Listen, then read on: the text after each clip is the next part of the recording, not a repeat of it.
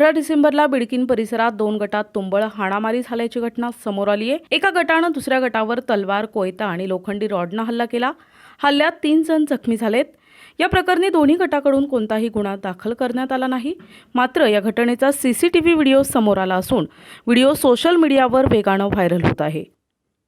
Viral झालेल्या व्हिडिओत काही तरुण बिडकीन येथील कल्याणनगर रस्त्यावर दबा धरून बसल्याचं दिसतंय।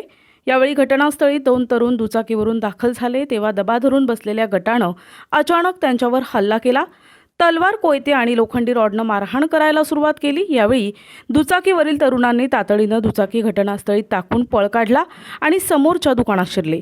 यानंतर हल्ला झालेल्या तरुणांनी दुकानातून काही लोखंडी रॉड आणि लाकडी दांडा घेत प्रतिहल्ला करण्याचा प्रयत्न केला। यावेळी घटनास्थळी असलेल्या लोकांनी 2 गटातील हा वाद मिटविण्याचा प्रयत्न केला। यावेळी दोन्ही बाजूनं बाचाबाची झाली। यावेळी संतापलेला एक तरुण कोयत्यानं दुसऱ्यावर हल्ला करण्याचा प्रयत्न करत होता। मात्र समोरील तरुणानं हे वार हुकवले, त्यामुळे मोठा अनर्थ टळलाय। काही वेळ बाचाबाची आणि शिवीगाळ झाल्यानंतर दोन्ही गट शांत झाले। ही सगळी घटना सीसीटीव्ही कॅमेऱ्यात कैद झाली असून घटनेचा व्हिडिओ सोशल मीडियावर व्हायरल झालाय। मिळालेल्या माहितीनुसार सोमपुरी गावातील जागेच्या वादातून 2 गटांमध्ये हा राडा झालाय। दोन्ही गटात मागच्या काही दिवसांपासून वाद सुरू होता।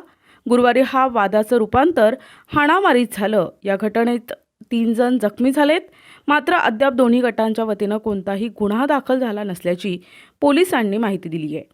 पोलिसांनी या घटनेची दखल घेतली असून रात्री उशिरापर्यंत गुन्हा दाखल करण्याची प्रक्रिया सुरू होती।